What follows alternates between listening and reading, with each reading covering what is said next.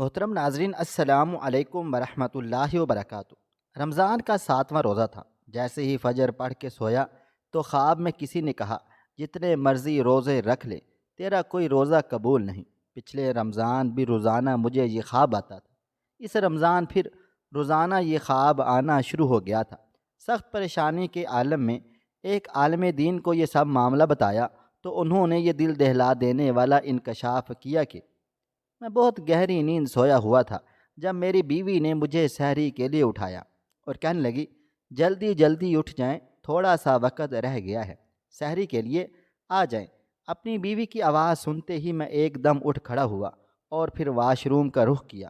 Fresh ہونے کے بعد میں نے وضو کیا اور دسترخوان پر چلا آیا تھا جہاں پر میری بیوی اور دونوں بچے بیٹھے ہوئے تھے۔ میں جیسے ہی دسترخوان پر بیٹھا تو بچوں نے مجھے سلام کیا۔ میں نے محبت سے ان کے سر پر ہاتھ رکھا اور ان کا حال احوال دریافت کیا۔ یوں تو بچے ابھی چھوٹے تھے، روزہ نہیں رکھتے تھے، لیکن پھر بھی میری بیوی انہیں صرف اس لیے اٹھاتی تھی تاکہ ان کی روٹین بنی رہے اور انہیں سحر اور افطار کی اہمیت کا پتہ چل سکے اور روزوں کے مفہوم کے بارے میں وہ صحیح طریقے سے جان سکیں۔ اپنے بچوں کو اس طرح دسترخوان پر باادب انداز میں بیٹھا دیکھ کر میں بہت زیادہ خوش ہو گیا تھا۔ میری بیوی نے اس وقت دسترخوان سجایا ہوا تھا جس پر سالن، دہی، انڈے اور پراٹھے شامل تھے۔ اب لسی کا جگ اس نے لا کر میرے قریب رکھ دیا، کیونکہ سحری میں لسی صرف میں ہی پیا کرتا تھا۔ ہم چاروں نے مل کر سحری کی اور اللہ تعالیٰ کا شکر ادا کیا تھا۔ میں بچوں کو لے کر مسجد میں چلا گیا اور نماز ادا کرنے کے بعد جب واپس آیا تو تب تک میری بیوی کچن سمیٹ چکی تھی اور نماز ادا کر چکی تھی۔ میں تو دوبارہ سونے کے لیے لیٹ گیا تھا جبکہ میری بیوی قرآن پاک پڑھنے لگی۔ کچھ ہی دیر کے بعد میری آنکھ لگ چکی تھی، کیونکہ یہ میرا معمول تھا کہ میں سحری کے بعد نماز پڑھ کر کچھ دیر کے لیے سو جایا کرتا تھا، کیونکہ پھر مجھے 8 بجے اٹھ کر دفتر کے لیے جانا ہوتا تھا۔ تب تک میری بیوی قرآن پاک کی تلاوت کرتی اور بچوں کے سکول کی تیاری کر لیتی، اور پھر میں دفتر کے لیے نکل جاتا تو وہ بھی کچھ دیر کے لیے آرام کر لیتی تھی، کیونکہ بچوں کو میں دفتر جاتے ہوئے سکول چھوڑ جاتا تھا۔ آج بھی میں سونے کی نیت سے لیٹا ہوا تھا، چونکہ رمضان کا 7واں روزہ چل رہا تھا، اس لیے ابھی روٹین سیٹ ہونے میں کچھ وقت تو لگنا ہی تھا۔ تھوڑی دیر ادھر ادھر کروٹیں بدلنے کے بعد میں سو چکا تھا، لیکن ابھی مجھے سوئے ہوئے کچھ ہی دیر گزری تھی جب ایک خواب مجھے ایک دم سے اٹھا کر بٹھا دیا۔ اس خواب کی وجہ سے میرا جسم سردی کے باوجود پسینے میں بھیگ چکا تھا اور ماتھے پر پسینے کے قطرے نمایاں تھے۔ میں گھبراہٹ کا شکار ہو رہا تھا اور بار بار اس خواب کے بارے میں سوچ و بچار کر رہا تھا، کیونکہ ایسا ہی خواب مجھے پچھلے رمضان میں بھی دکھائی دیا تھا جب میں روزہ رکھ کے سوتا تھا۔ اب پھر سے وہی خواب مجھے دکھائی دے رہا تھا۔ یوں لگ رہا تھا کہ جیسے اس خواب کو میرے ساتھ کوئی خاص تعلق ہے۔ کیا اس خواب کے ذریعے مجھے کوئی بات بتانے کی کوشش کی جا رہی ہے؟ لیکن وہ کیا بات تھی، میں سمجھ بالکل بھی نہیں پا رہا تھا۔ اس خواب میں مجھے ہر بار یہی دکھائی دیتا کہ مجھے کوئی شخص یہ کہہ رہا ہے کہ تو جتنے مرضی روزے رکھ لے، جتنی مرضی عبادات کر لے، تیرا کوئی روزہ قبول نہیں ہوگا، تیری کوئی عبادت، تیری کوئی دعا، کوئی ریاضت قبول نہیں ہوگی۔ یہ آواز جب میں سنتا تو گھبرا جاتا، یوں لگتا کہ جیسے واقعی یہ خواب سچ ہے۔ میں ایک دم گھبرا کر بیٹھا۔ پچھلے رمضان بھی سارا رمضان مجھے یہی خواب دکھائی دیتا رہا تھا اور اب پھر سے یہ سلسلہ دوبارہ سے شروع ہو چکا تھا۔ میری بیوی نے مجھے گھبرائے ہوئے انداز میں اٹھ کر بیٹھے دیکھا تو پوچھنے لگ گئی تھی، کیا ہوا، آپ ٹھیک تو ہے نا؟ آپ کی طبیعت تو ٹھیک ہے؟ جبکہ میں نے اسے کہا، حمیرہ، مجھے پھر سے وہی خواب دکھائی دے رہا ہے جو پچھلے سال دکھائی دیا تھا۔ سمجھ ہی نہیں آ رہی کہ آخر اس خواب کا مجھ سے کیا تعلق واسطہ ہے۔ میں پریشان ہو کر رہ گیا ہوں۔ میں نے اپنا سر دونوں ہاتھوں میں تھام لیا، جبکہ میری بیوی بھی متفکر ہو گئی تھی اور کہنے لگی، آپ پریشان مت ہوں، اللہ بہتر کرے گا۔ آپ دفتر جاتے ہوئے صدقہ دیتے جائیں، صدقہ 100 بلاؤں کو ٹالتا ہے اور یقیناً اللہ تعالیٰ آپ کی بھی مشکل آسان کرے گا۔ میری بیوی نے مجھے تسلی دیتے ہوئے کہا، تو میں نے بھی آہستہ سے سر ہلا دیا تھا، لیکن نہ جانے کیوں مجھے اس بات کی پریشانی ہو رہی تھی کہ مستقل اس خواب کا نظر آنا کوئی عام بات نہیں ہے، یقیناً اس کے پیچھے کوئی نہ کوئی وجہ ضرور چھپی ہوئی ہے اور مجھے اس وجہ کا کھوج لگانا تھا۔ لیکن پھر بھی دفتر جاتے ہوئے میں راستے میں اپنا صدقہ دیتا گیا، اور دفتر آنے کے بعد بھی یہ بے چینی میرے دل و دماغ پر سوار رہی تھی، کیونکہ پچھلے رمضان مسلسل اس خواب کا تسلسل سے مجھے دکھائی دینا، اور اب پھر سے اس رمضان میں دوبارہ اس خواب کا آنا مجھے اسی بات کی طرف اشارہ کر رہا تھا کہ یقیناً اس خواب کے پیچھے کوئی نہ کوئی خاص وجہ ضرور ہے۔ وہ سارا دن دفتر میں میرا بہت بے چینی سے گزرا تھا، اور شام کو جب میں افطاری سے کچھ دیر پہلے گھر پہنچا تو میری بیوی نے متفکر انداز میں میری خیریت معلوم کی تھی۔ میں نے آہستہ سے سر ہلا دیا، کیونکہ ابھی بھی میں اپنے آپ میں الجھن محسوس کر رہا تھا اور میرا سر شدید درد کر رہا تھا۔ میں چپ چاپ جا کر کمرے میں لیٹ گیا، کیونکہ ابھی افطاری میں کچھ وقت باقی تھا۔ بچوں نے بھی جب یہ دیکھا کہ میری طبیعت ٹھیک نہیں ہے تو وہ بھی میرے قریب نہیں آئے تھے، بلکہ خاموشی سے دروازہ بند کر کے باہر کو چلے گئے تھے، اور میں اس اندھیرے کمرے میں اپنے بستر پر لیٹا رہ گیا تھا۔ رات عشاء کی نماز پڑھ کے میں تراویح پڑھ کے جب گھر واپس لوٹا تو میرا سر شدت اختیار کر گیا تھا۔ میں سونے کے لیے لیٹ چکا تھا اور کچھ ہی دیر کے بعد میری آنکھ بھی لگ گئی تھی، لیکن پھر سے وہی رات کو وہی خواب جب دکھائی دیا تو میں بے چینی سے اٹھ بیٹھا۔ اب کی بار میں سمجھ چکا تھا کہ یقیناً مجھے کسی عالم دین یا کسی خواب کی تعبیر بتانے والے سے رابطہ کرنا چاہیے، کیونکہ اس طرح تسلسل سے ایک خواب کا دکھائی دینا اور پھر ایک ہی بات سنائی دینا کہ تم جتنے مرضی روزے رکھ لو تمہارا کوئی روزہ قبول نہیں ہوگا، جتنی مرضی عبادتیں کر لو تمہاری کوئی عبادت قبول نہیں ہوگی، اس بات نے مجھے شدید پریشان کر دیا تھا، اور میں اس وقت پسینے سے نہایا ہوا تھا۔ گھبراہٹ شدید تھی۔ میں ایک دم اٹھ کر باہر چھت پر چلا گیا تھا اور کافی دیر تک چھت پر ٹہلتا رہا، کیونکہ چھت پر اس طرح ٹہلنے سے میری بے چینی اور گھبراہٹ کافی قابو میں آ رہی تھی اور میں سکون محسوس کر رہا تھا۔ اگلے دن افطاری کے بعد میں ایک عالم دین کے پاس چلا آیا۔ یہ ہمارے محلے کے مدرسے میں ہی بچوں کو دینی تعلیم دیتے تھے۔ انہوں نے مجھے دیکھا، خوش دلی سے میرا استقبال کیا تھا۔ میں اس وقت کافی پریشان تھا۔ میری پریشانی کو انہوں نے بھانپ لیا اور کہنے لگے، کیا ہوا؟ تمہاری طبیعت تو ٹھیک ہے، کوئی پریشانی ہے کیا؟ تبھی میں نے انہیں اپنی پریشانی کے بارے میں بتا دیا اور انہیں اس خواب کے بارے میں کہا، جسے سن کر وہ ایک دم سنجیدہ سے ہو گئے اور کہنے لگے، الیاس میاں، اب میں جو بات آپ سے کہوں گا یقیناً وہ سن کر تمہیں اچھا بھی نہیں لگے گا، لیکن وہی بات سچ ہے۔ ان عالم دین کے منہ سے یہ سن کر میں ایک دم چونک پڑا اور انہیں کہا، آپ پلیز مجھے بتائیں آخر کیا بات ہے، میں بھی جاننا چاہتا ہوں، کیونکہ اس خواب کی وجہ سے میں بہت زیادہ ڈسٹرب رہنے لگ گیا ہوں۔ پچھلے سال بھی یہ خواب ایک تسلسل سے مجھے دکھائی دیتا رہا، اور اب پھر اس رمضان المبارک میں دوبارہ مجھے دکھائی دے رہا ہے، اور میں بہت زیادہ پریشان ہو چکا ہوں۔ میں نے جیسے منت سماجت بھرے انداز میں ان عالم دین سے کہا، تبھی ان کے منہ سے نکلنے والی بات میرے قدموں تلے سے زمین نکال گئی تھی۔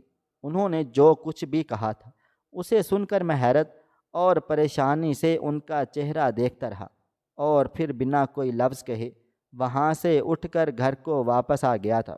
سارے راستے میں ان عالم دین کی بات کے بارے میں سوچتا رہا، اور کہیں نہ کہیں میرا دل یہ بات جانتا تھا کہ یقیناً انہوں نے جو کچھ بھی کہا ہے وہ سب سچ ہے۔ گھر آ کر میں سیدھا چپ چاپ اپنے کمرے میں چلا گیا تھا۔ میری بیوی نے مجھ سے کھانے کا پوچھا، لیکن میں نے اسے منع کر دیا اور کہا کہ مجھے کوئی ڈسٹرب مت کرے، میں کچھ دیر آرام کرنا چاہتا ہوں۔ یہ سن کر وہ کمرے کا دروازہ بند کر کے باہر بچوں کے ساتھ چلی گئی تھی، اور میں اس اندھیرے کمرے میں اپنے ماضی کی بھول بھلائیوں میں کھو گیا تھا۔ میرا نام الیاس ہے اور میں ایک متوسط طبقے سے تعلق رکھتا ہوں۔ میرے گھر میں میری بیوی اور میرے 2 بچے ہیں۔ ان کے ساتھ میں خوش اور مطمئن زندگی گزار رہا تھا۔ لیکن آج سے پہلے کبھی مجھے اس بات کا احساس بھی نہیں ہوا تھا کہ میری زندگی میں ایک بہت بڑی کمی ہے، ایک بہت بڑی سنگین غلطی جو میں نے اپنے جوانی میں کر ڈالی تھی، اور آج بھی وہ غلطی میرا پیچھے کیے ہوئے ہیں۔ میں آج سے پہلے اس بات کو بالکل بھی سمجھ نہیں پا رہا تھا، اور آج جیسے ان عالم دین کے منہ سے یہ سب سن کر میں وہ سب کچھ جان گیا تھا۔ میرا تعلق پنجاب کے ایک چھوٹے سے گاؤں سے تھا۔ میں شہر پڑھنے کی نیت سے آیا ہوا تھا، کیونکہ میں اپنے والدین کا اکلوتا بیٹا تھا، تو میرے والد محترم چاہتے تھے کہ میں پڑھ لکھ کر افسر بنوں اور کوئی بڑی نوکری کروں۔ اس لیے انہوں نے مجھے شہر کے ایک بہترین کالج میں داخل کروا دیا۔ میں یہاں پر اپنی آنکھوں میں سہانے خواب سجائے تعلیم حاصل کرنے لگا تھا۔ یہ شہر کا ایک بہترین کالج تھا جہاں پر بہت سارے لڑکے اور لڑکیاں پڑھنے کے لیے آتے تھے جن کا تعلق ہر قسم کے گھرانے سے تھا۔ یہاں پر مجھ جیسے لوگ بھی تھے جو اسکالرشپ کی بنیاد پر داخلہ لے کر آئے ہوئے تھے، اور کچھ بہت ہائی کلاس کے لوگ بھی تھے، لیکن میں اپنے کام سے کام رکھتا تھا کیونکہ میرے اندر ایک قسم کا احساس کمتری موجود تھا۔ میرے گاؤں میں حالانکہ میں سب سے زیادہ ذہین فتین لڑکا تھا، لیکن یہاں پر آ کر مجھے اپنی ذہانت کسی کام کی نہیں لگ رہی تھی۔ میں اپنے آپ کو بہت زیادہ ڈبو اور کم حیثیت محسوس کر رہا تھا، کیونکہ یہاں پر جتنے بھی لڑکے اور لڑکیاں پڑھنے کے لیے آتے تھے وہ بہت زیادہ پر اعتماد تھے، اور ان کے پر اعتماد انداز کو دیکھتے ہوئے میرا اعتماد خراب ہوتا جاتا۔ اور انہی 7 دنوں میں کالج میں ایک لڑکی مائیگریٹ ہو کر آئی۔ اس کا نام حمیرہ تھا۔ حمیرہ کسی دوسرے شہر سے یہاں پر مائیگریٹ ہو کر آئی تھی، اور وہ بھی میری ہی طرح ایک سیدھی سادی سی لڑکی تھی۔ چند دنوں میں ہی میری حمیرہ کے ساتھ دوستی ہو گئی تھی، کیونکہ اسے پچھلی کلاسز کے کچھ نوٹس وغیرہ چاہیے تھے، اور کلاس میں میرے نوٹس سب سے اچھے ہوتے ہیں۔ سب لڑکے اور لڑکیاں مجھ سے ہی نوٹس وغیرہ لیتے تھے۔ تبھی اسے کسی نے میرے بارے میں بتا دیا تو وہ سیدھی میرے پاس چلی آئی، اور جھجکتے ہوئے اس نے جب مجھ سے نوٹس مانگے تو میں نے بنا کسی تعامل کے اپنے بیگ سے اسے مطلوبہ نوٹس نکال کر تھما دیے تھے، جسے اس نے شکریہ کہہ کر تھام لیا، اور کہنے لگی میں یہ فوٹو اسٹیٹ کروا کے آپ کو واپس کر دوں گی۔ جبکہ میں نے اسے کہا کہ اس کی ضرورت نہیں ہے، آپ یہ رکھ سکتی ہیں، میرے پاس اور کاپی موجود ہیں۔ میری یہ بات سن کر اس کی آنکھوں میں ایک دم تشکر اتر آیا تھا، اور یہی ہماری دوستی کی ابتدا تھی۔ اب اکثر حمیرہ میرے ساتھ آ کر بیٹھ جاتی۔ میں لان میں آ کر اپنی پڑھائی میں مصروف ہوتا تو وہ بھی میرے پاس آ کر مجھ سے کوئی نہ کوئی ٹاپک سمجھنے لگتی۔ یوں آہستہ آہستہ کر کر کے ہمارے درمیان ایک بے تکلفی کی فضا پیدا ہونے لگی تھی، اور ہم دونوں ایک دوسرے کے بارے میں جاننے لگ گئے تھے۔ حمیرہ کا تعلق بھی میرے ہی جیسے ایک گھرانے سے تھا، اور وہ بھی اپنی قسمت بدلنے کے لیے اعلیٰ تعلیم حاصل کر رہی تھی، کیونکہ حمیرہ کے بعد اس کی 4 بہنیں اور بھی تھیں، اور اس کا باپ ایک سبزی فروش تھا۔ حمیرہ اپنی قسمت پڑھائی کے ساتھ بدلنا چاہتی تھی۔ یہی وجہ تھی کہ اس کی آنکھوں میں بھی کچھ خواب سجے ہوئے تھے، اور میں تعلیم کی راہ میں اس کی ساری مشکلات کو دور کر رہا تھا۔ اسے جس ٹاپک کو بھی سمجھنا ہوتا وہ مجھ سے سمجھ لیتی تھی، اور میں اسے اچھے طریقے سے گائیڈ کر دیتا تھا۔ سیمسٹر کا رزلٹ آیا تو میں نے ٹاپ کیا تھا۔ حمیرہ کی پوزیشن دوسری آئی ہوئی تھی، اور وہ بہت زیادہ خوش تھی، نہ صرف اپنے لیے بلکہ میرے لیے بھی۔ اور تبھی اس کی آنکھوں میں چمکتے ہوئے جگنو دیکھ کر نہ جانے میرے دل کو کیا ہوا کہ میں نے بے ساختہ اس سے اظہار محبت کر دیا تھا۔ میری بات سن کر حمیرہ کی پلکیں لرزنے لگیں، اور اس کے چہرے پر ایک گلابی پن سا اتر آیا تھا۔ میں نے جب محسوس کیا کہ حمیرہ بھی مجھے پسند کرتی ہے تو میرے دل کو ایک سکون سا مل گیا تھا۔ تبھی میں نے اسے کہا حمیرہ، یوں تو یہ ابھی مناسب وقت نہیں ہے، لیکن پھر بھی میں تم سے اقرار کے چند پھول چاہتا ہوں، تاکہ کل کو جب میری تعلیم مکمل ہو اور میں کسی مقام پر پہنچ جاؤں تو مجھے اس بات کا یقین ہو کہ تم میرا انتظار کرو گی۔ میں نے امید بھری نظروں سے حمیرہ کی طرف دیکھا تھا تو اس نے جھٹ میں ہاں میں سر ہلا دیا، اور پھر شرماتے ہوئے سر کو جھکا لیا تھا۔ میرے دل کو جیسے ایک اطمینان سا ہو گیا تھا۔ ہم دونوں اپنی پڑھائی میں جٹ گئے تھے اور اپنی یونیورسٹی کی تعلیم مکمل کر کے کامیاب ہو کر یونیورسٹی سے نکلے تھے۔ میرے سامنے ایک روشن مستقبل تھا، جبکہ حمیرہ بھی اس بارے میں بہت زیادہ پر امید تھی۔ میں جب گاؤں میں واپس لوٹا تو ابا جان بے انتہا خوش تھے، اور انہی دنوں میں ابا نے میرا رشتہ میری پھپھو کی بیٹی سویرا کے ساتھ طے کرنا چاہا تھا، کیونکہ بچپن ہی سے کہیں ابا نے میرا رشتہ پھپھی کی بیٹی سے طے کر کے رکھا تھا، اور مجھے جب اس بارے میں معلوم ہوا تو میں نے بہت زیادہ انکار کیا اور ابا جان کو سمجھایا کہ میرے میں اور سویرا میں بہت فرق ہے، ہم دونوں ایک ساتھ نہیں چل سکتے۔ لیکن ابا جان کی سمجھ میں میری بات نہیں آئی، اور وہ یہی کہتے رہے کہ تم شہر سے پڑھ لکھ کر آئے ہو، اسی وجہ سے تمہیں گاؤں کے لوگ کمتر اور حقیر لگ رہے ہیں۔ تم زیادہ پڑھ لکھ گئے ہو، اس لیے اب تمہیں ہم پسند نہیں ہیں۔ آپا نے رنجیدہ سے انداز میں کہا تو میں انہیں دیکھ کر رہ گیا تھا۔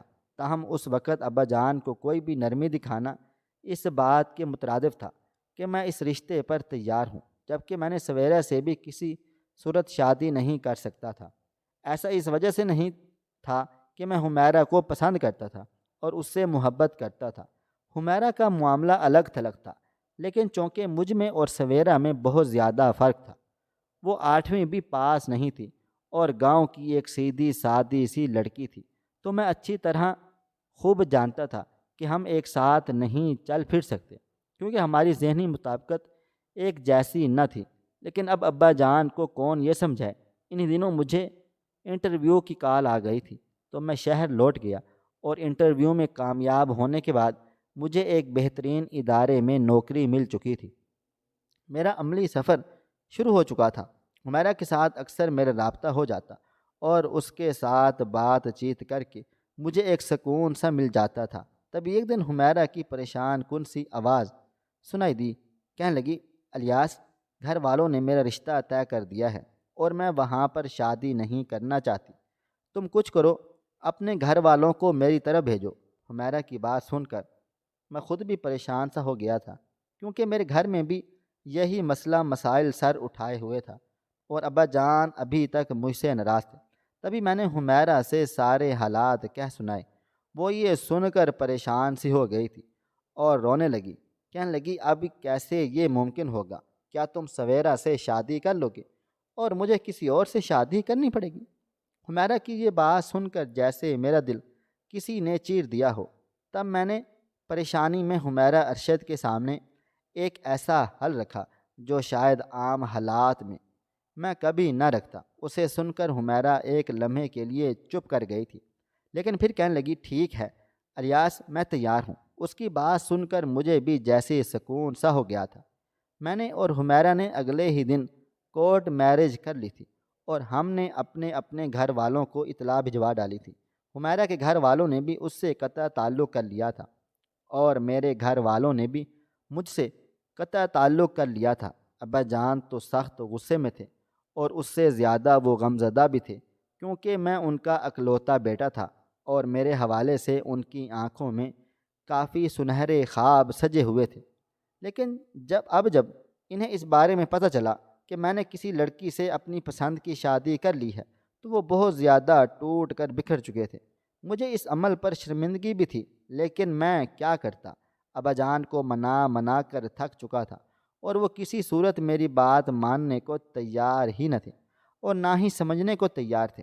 میں نے بھی یہی سوچا کہ وقت کے ساتھ ساتھ ابا جان ضرور مان جائیں گے، لیکن جیسے جیسے وقت گزرتا چلا گیا، ابا جان کا غصہ کسی طور بھی کم نہیں ہو رہا تھا، بلکہ انہوں نے میرے معاملے میں ایک خاموشی اختیار کر ڈالی تھی۔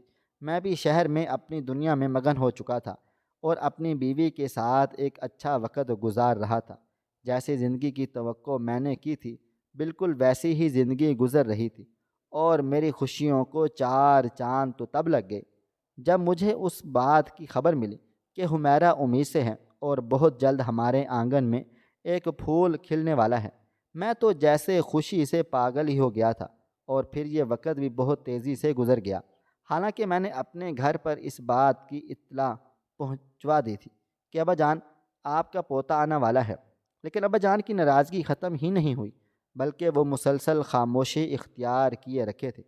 میرے گھر بیٹے نے جنم لیا تو میں اسے لے کر حمیرہ کے ساتھ خوشی خوشی گاؤں آ گیا تھا، لیکن ابا جان نے مجھے گھر میں گھسنے نہیں دیا۔ میں کتنی دیر دروازے کے باہر ایک امید آس کے سہارے کھڑا رہا، لیکن ابا جان نے مجھے اندر آنے کی اجازت نہیں دی۔ میں بہت مایوسی سے وہاں سے واپس لوٹا تھا، اور اس دن میں نے اپنے دل میں تہیہ کر لیا تھا کہ اب میں دوبارہ کبھی نہ تو گاؤں جاؤں گا، اور نہ ہی ابا جان سے ملوں گا، اور نہ ہی ان سے کوئی بات چیت کروں گا۔ اس دن کے بعد سے دوبارہ پلٹ کر میں نے خبر ہی نہیں لی تھی۔ پہلے بیٹے کے بعد اللہ تعالیٰ نے پھر مجھے ایک بیٹا اور دیا۔ اس وقت بھی میرا بہت دل چاہا کہ میں اپنے ابا جان کو اپنے بیٹے کا چہرہ دکھا دوں، لیکن ابا جان کی ناراضگی کا سوچ کر میں چپ رہا تھا، کیونکہ میں جانتا تھا کہ ابا جان بہت ضدی ہیں اور وہ مجھے کبھی گھر میں گھسنے نہیں دیں گے۔ اس لیے میں چپ چاپ اپنے کام سے لگا رہا۔ حمیرہ ایک اچھی بیوی ثابت ہوئی تھی۔ یوں تو حمیرہ کے گھر والوں نے بھی اس سے کوئی تعلق نہیں رکھا ہوا تھا، لیکن کبھی کبھار اس کی ماں اس سے فون پر بات کر لیتی تھی تو وہ اسی میں ہی خوش ہو جاتی تھی۔ وقت یوں ہی گزرتا رہا تھا، اور پھر پچھلے رمضان جب مجھے وہ خواب دکھائی دیا تو میں بہت زیادہ بے چین رہا تھا۔ سارا رمضان المبارک اس خواب کا تسلسل سے آنا مجھے پریشان کرتا رہا، اور اب اس رمضان المبارک میں بھی یہی سلسلہ شروع ہو چکا تھا۔ اور جب میں نے عالم دین سے اس خواب کے بارے میں پوچھا تو انہوں نے مجھے یہی کہا تھا کہ آپ کے والد صاحب آپ سے سخت ناراض ہیں، اور اسی وجہ سے آپ کو اس طرح کا خواب دکھائی دے رہا ہے۔ آپ کی کوئی بھی عبادت قبول نہیں ہو پا رہی۔ ان کی بات سن کر میرے قدموں کے تلے سے زمین ہی نکل گئی تھی، اور میں چپ چاپ خاموشی سے گھر واپس لوٹ آیا تھا۔ اب میں نے سوچ لیا تھا کہ میں ایک بار پھر گاؤں جاؤں گا اور ابا جان کے پاؤں پکڑ لوں گا۔ آخر کو وہ باپ ہیں، کب تک مجھ سے ناراض رہیں گے؟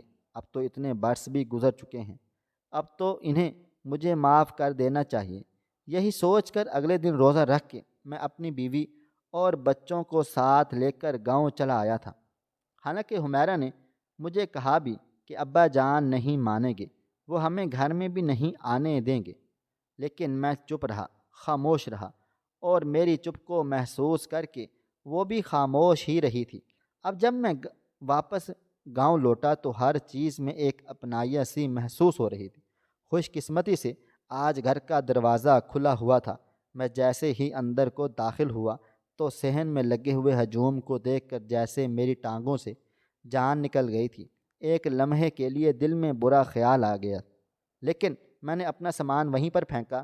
تیزی سے آگے بڑھا تو دیکھا ابا جان چارپائی پر بیٹھے ہوئے تھے، اور ان کے ارد گرد گاؤں کے چند لوگ موجود تھے۔ ابا جان کی طبیعت ٹھیک نہیں تھی، اور وہ سب انہیں کی خیر خبر لینے کے لیے یہاں پر آئے ہوئے تھے۔ میں ایک دم ابا جان کے قدموں میں گر گیا، ان کے پیروں کو تھام کر شدت سے رونے لگا تھا۔ ابا جان مجھے معاف کر دیں، میں نے آپ کی بات نہیں مانی، میں نے اپنی من مرضی کی، خدارا مجھے معاف کر ڈالیں۔ میں بہت بے سکونی سی محسوس کر رہا ہوں، اور آپ کی یاد مجھے سکون نہیں لینے دیتی۔ ابا جان بس ایک بار مجھے معاف کر کے دیکھیں، دوبارہ کبھی میں آپ کی حکم عدولی نہیں کروں گا۔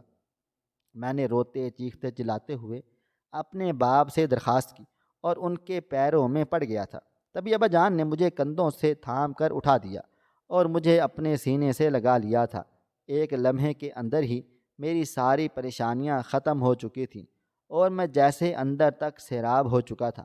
ابا جان نے میرے ساتھ آئے ہوئے میرے دونوں بیٹوں کو بے حد پیار کیا تھا۔ نم آنکھوں سے ان کا چہرہ چومتے رہے تھے۔ پھر حمیرہ کے سر پر انہوں نے ہاتھ رکھا تو جیسے میرے دل کے اندر سکون اتر گیا تھا، کیونکہ میں جان چکا تھا کہ ابا جان بھی اس خود ساختہ ناراضگی سے بہت زیادہ تنگ آ چکے ہیں، اور اب جب کہ میں ان کے پاس واپس لوٹ کر آ گیا ہوں تو انہیں بھی جیسے سکون سا محسوس ہو گیا تھا۔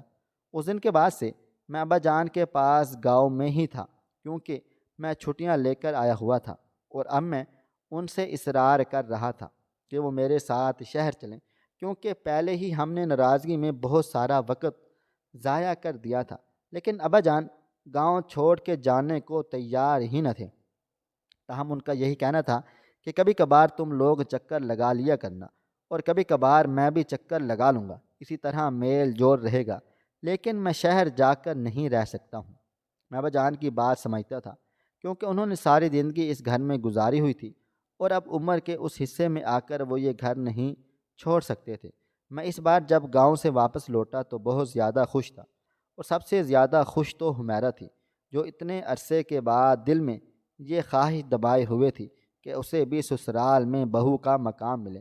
اور ابا جان نے جب اسے اپنی بہو مان لیا تھا تو وہ بھی بے حد خوش اور شاد ہو گئی تھی، اور میں اس حوالے سے اب مطمئن ہو چکا تھا کہ میرا وہ خواب جو مجھے اتنے عرصے سے تنگ کر رہا تھا، پریشان کرتا تھا اور روزانہ بلا ناغہ مجھے دکھائی دیتا تھا، اب وہ خواب آنا بند ہو چکا تھا۔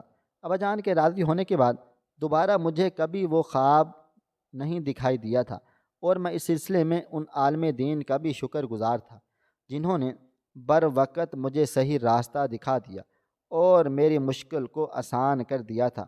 شاید اگر وہ مجھے یہ سب کچھ نہ بتاتے تو شاید میں ابا جان کی ناراضگی ختم کرنے کے لیے گاؤں ہی نہ جاتا، اور نہ ہی ابا جان مجھ سے راضی ہوتے۔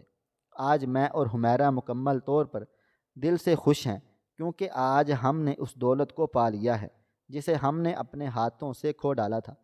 رشتے انسان کی زندگی سے سب سے قیمتی دولت ہیں، مگر افسوس کہ ہم اکثر ان کی اہمیت کو سمجھنے میں دیر کر دیتے ہیں۔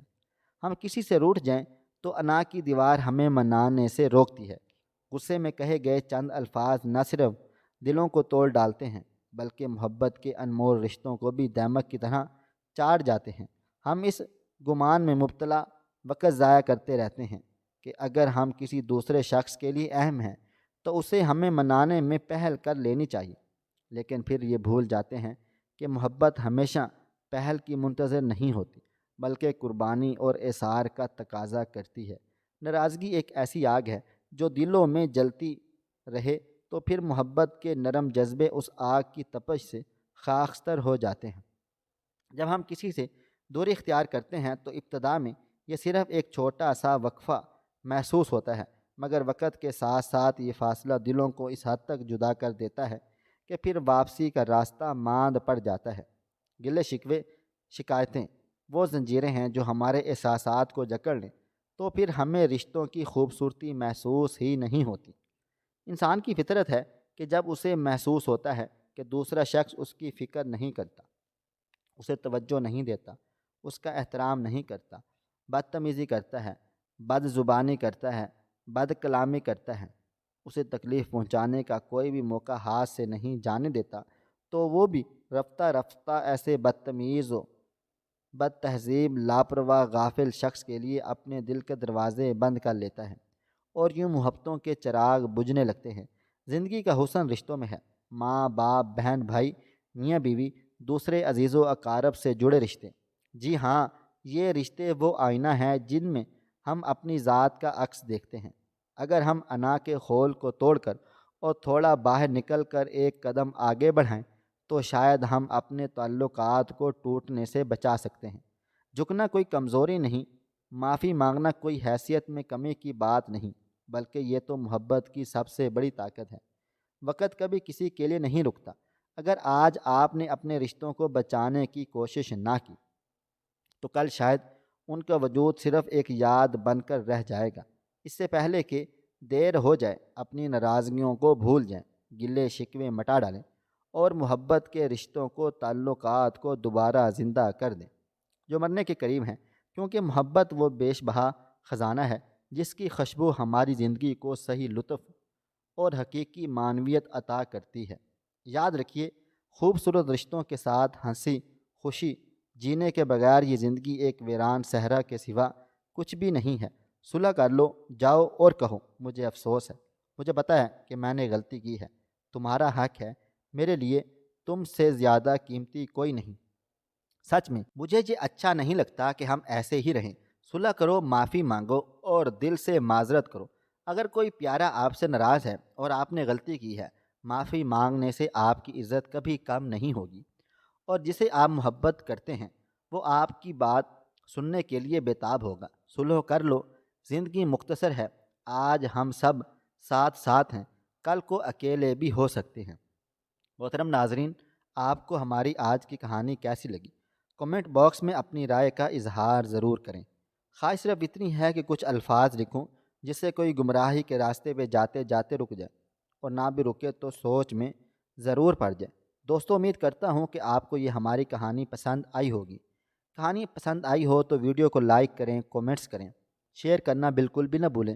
اور ہاں، اگر آپ لوگ اس چینل پر نئے ہیں تو اس چینل کو سبسکرائب ضرور کریں اور نوٹیفیکیشن کو ضرور دبائیں تاکہ آنے والی کہانی سب سے پہلے آپ کو مل سکے۔ ملتے ہیں کل ایک نئی اور دلچسپ کہانی کے ساتھ۔ اللہ حافظ۔